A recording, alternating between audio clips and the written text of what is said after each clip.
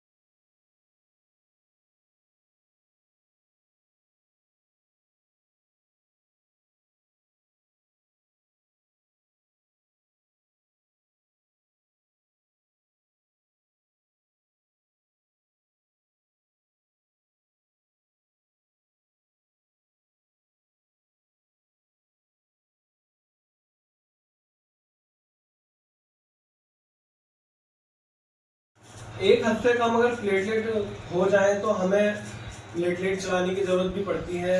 और अब बात यह है कि अगर हमें फीवर है लेकिन ऐसे कोई सिम्टम्स नहीं है तो सबसे पहले हमें जानने के लिए अपने डॉक्टर को दिखाना चाहिए।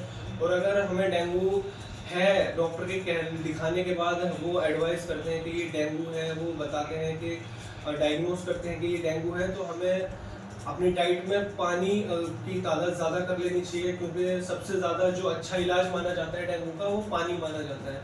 तो हमें पानी ज़्यादा पीना चाहिए। इसमें खाना बिल्कुल मसालेदार बंद कर देना चाहिए, हल्का खाना खाना चाहिए जो हमारा लीवर जल्दी डाइजेस्ट कर पाए, क्योंकि डेंगू फीवर से हमारे लीवर पर बहुत ज़्यादा असर पड़ता है।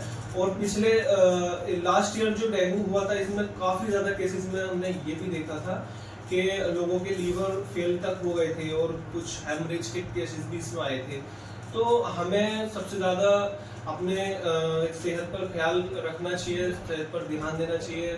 और अगर हमें डेंगू नहीं है अभी तक तो हम इससे किस तरीके से बच सकते हैं। देखिए, डेंगू एडिस नामक मच्छर के काटने से होता है। तो हम अगर इससे बचना चाहते हैं तो जो एक टाइमिंग होता है कि इस वक्त डेंगू ज़्यादा फैल रहा है, तो हमें अपने कपड़े पूरे आस्तीन के पहनने चाहिए जो हमारी स्किन कम दिखे और हमें मच्छर नहीं काट पाए। और जो कुछ क्रीम्स आते हैं मॉस्किटो किलर, जो जिसको लगाने के बाद मच्छर हम पर अटैक नहीं करते हैं, या अगर हम बाहर सोते हैं तो हमें मच्छरदानी का उपयोग भी करना चाहिए।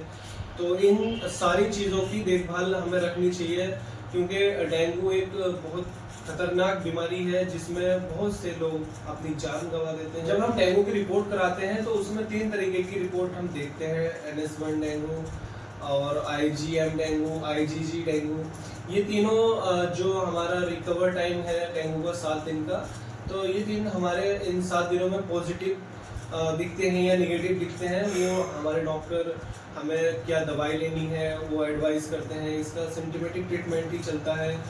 और हमें अपनी सेहत का बहुत ज़्यादा ख्याल रखना चाहिए। जो टाइम डेंगू का होता है हमें गंदगी है या पानी जमा रहता है उन जगहों से बचना चाहिए। और मेरी रिक्वेस्ट यही रहेगी कि प्लीज़ अपनी सेहत का ज़्यादा से ज़्यादा ख्याल रखें, क्योंकि एक छोटी सी गलती भी हमारी जान लेने का कारण बन सकती है। और जब भी हमें बुखार हो या हमारे जोड़ों में दर्द हो या हमें ज़्यादा सर में दर्द है या आंखों में दर्द है तो हमें अपने डॉक्टर को दिखाना चाहिए। क्योंकि कुछ लोग ऐसा करते हैं कि उसका वेट करते हैं कि चलो अब 2 दिन हो गए तो थोड़ा सा और देख लेते हैं, बाद में दिखा लेंगे। तो इन चीज़ों से जो है डेंगू ज़्यादा हम पर हावी हो जाता है। अगर एक हद तक प्लेटलेट कम होने लगी तो बहुत ज़्यादा बाद में परेशानियाँ होती हैं और फिर उसको कंट्रोल करना भी मुश्किल हो जाता है। तो मेरी रिक्वेस्ट रहेगी कि प्लीज़ अपनी सेहत का ख्याल रखें और ऐसी ही वीडियोस के लिए हमारे चैनल को सब्सक्राइब करें। अगर वीडियो अच्छी लगी है तो वीडियो को लाइक करें, बने रहें हमारे साथ। मिलते हैं नेक्स्ट वीडियो में। So please take care and